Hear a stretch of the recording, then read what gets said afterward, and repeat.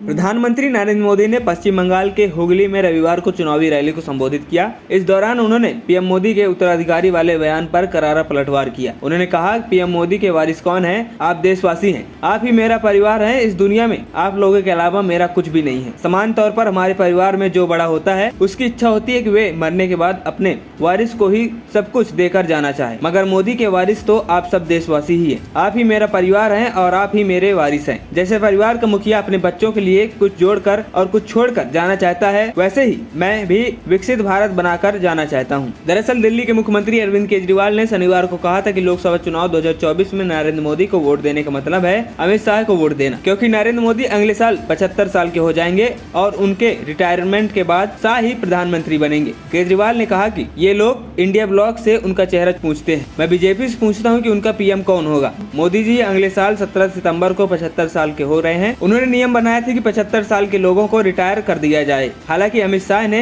इसका खंडन करते हुए कहा, मैं अरविंद केजरीवाल एंड कंपनी को बताना चाहता हूं कि आपको मोदी जी के 75 वर्ष के पूरे होने पर खुश होने की जरूरत नहीं होनी चाहिए। बीजेपी के संविधान में कहीं भी यह नहीं लिखा कि प्रधानमंत्री नहीं बन सकते। वह प्रधानमंत्री बनेंगे और अपना कार्यकाल पूरा करेंगे। प्रधानमंत्री नरेंद्र मोदी ने कहा, जब से राम मंदिर बना है तब से उनकी नींद उड़ गई है। इन लोगों ने राम मंदिर का बहिष्कार किया। माँ माटी मानुष की बात करने वाली पार्टी आज वोट बैंक के लिए बंगाल का भी अपमान कर रही है और अपनी विरासत का भी अपमान कर रही है। उन्होंने कहा कि टीएमसी ने बंगाल के युवाओं के साथ विश्वासघात किया। तृणमूल ने बंगाल के युवाओं का भविष्य बेच दिया। टीएमसी ने बंगाल के माँ बाप के सपने बेच दिए। टीएमसी ने पेपर लीक और भर्ती माफिया ने सबको तबाह कर दिया। इनके बड़े बड़े नेता व मंत्री जेल में हैं। इनके नेताओं के यहाँ नोटों के पहाड़ निकल रहे हैं। नरेंद्र मोदी ने हुगली में जनसभा को संबोधित करते हुए कहा, संदेश खाली में ये क्या कर रहे हैं, यह पूरा देश देख रहा है। टीएमसी संदेश खाली में हर हथकंडा इस्तेमाल कर रही है। मैं आपको गारंटी देता हूं कि टीएमसी का कोई भी अत्याचारी बच नहीं पाएगा। उन्होंने कहा कि विकास के लिए भाजपा के प्रयास के बीच तृणमूल अपने काम में व्यस्त है और उनका काम क्या है? टीएमसी का एक ही काम है, गड़बड़ी और जमीन दखल। मोदी कहता है हर घर जल और टीएमसी कहती है हर घर बम।